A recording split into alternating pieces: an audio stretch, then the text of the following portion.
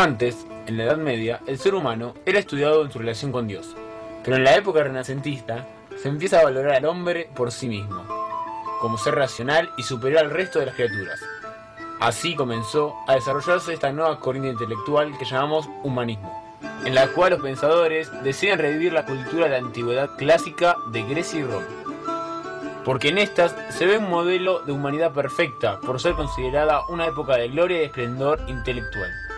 Los pilares de este movimiento fueron los pensamientos de maestros como Vigilio, Aristóteles y sobre todo Platón. Para muchos, el primer humanista de la historia fue Marco Tulio Cicerón, nacido en el año 106 a.C. Fue orador, abogado, político y filósofo. Su vida coincidió con la caída de la República Romana. Tuvo importantes actos en varios eventos políticos importantes de su época y sus escritos son en la actualidad una valiosa fuente de información sobre esos hechos. Hubo varios factores que hicieron posible el desarrollo del humanismo durante el Renacimiento. La invención de la imprenta hacia 1450 jugó un papel primordial en la difusión de las ideas humanistas al hacer posible la reproducción de libros en forma mecánica.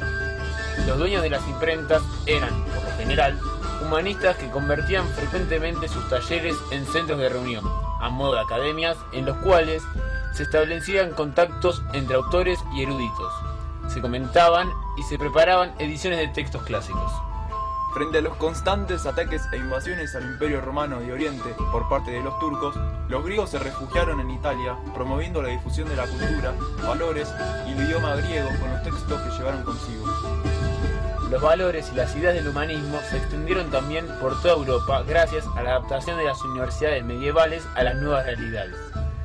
La vieja opinión sobre instituciones de enseñanza fue un obstáculo para la difusión de las ideas laicistas e individualistas de la nueva cultura, la cual ha sido sustituida por otra bien distinta, más acorde con los hechos de entonces.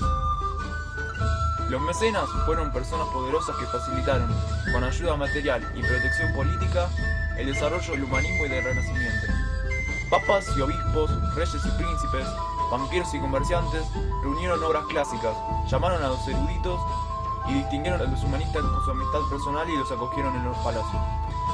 El filósofo Giovanni Pico de la Mirandola sería probablemente el primero en utilizar la palabra humanista para referirse al nuevo movimiento. Alrededor del año 1480, escribió una tesis de 900 páginas que se convertiría en el primer texto humanista del Renacimiento.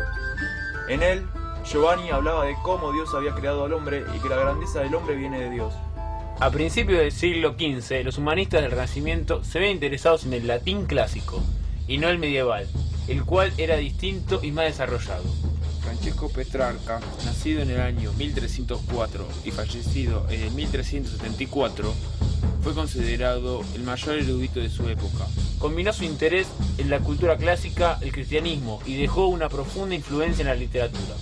Escribió muchas cartas importantes y su espíritu crítico lo convirtió en un fundador del humanismo del Renacimiento. Erasmo de Róterdam, nacido en 1466, fue humanista y teólogo holandés.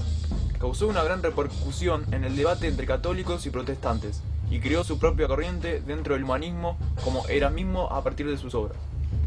Estas reflexiones trataban sobre cómo tendría que ser la organización política de las ciudades, cuál era el rol e importancia de los ciudadanos y su postura sobre la libertad de estos.